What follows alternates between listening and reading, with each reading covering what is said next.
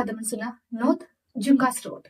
இது இப்ப நாங்க பார்த்தோம்னு சொன்னா ஹிமாலயா, அதோட மலை பிரதேசம், அதுக்கு அங்கால சைனா அப்படின்னு சொல்லி நிறைய நாடுகள் இருக்கு தானே.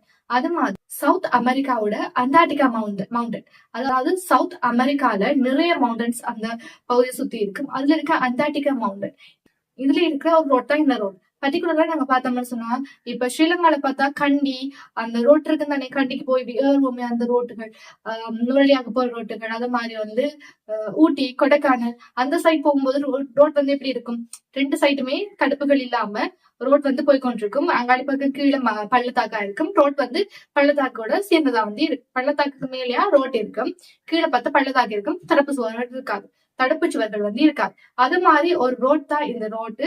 இந்த ரோட்ல வருஷத்துக்கு கிட்டத்தட்ட 200-300 பேர் ஆக்சிடென்ட் ஆகி இறந்திருக்காங்க. இந்த பகுதி ஒரு மிஸ்டீரியஸான பகுதி என்று சொல்லப்படுது. கிட்டத்தட்ட நாங்க டைரி படத்துல பார்த்திருப்போம் பாத்தீங்கன்னா அந்த கொண்டை ஊசி வளைவு, அது மாதிரி இதுவும் ஒரு மிஸ்டரியான பிளேஸ்ல இருக்குது.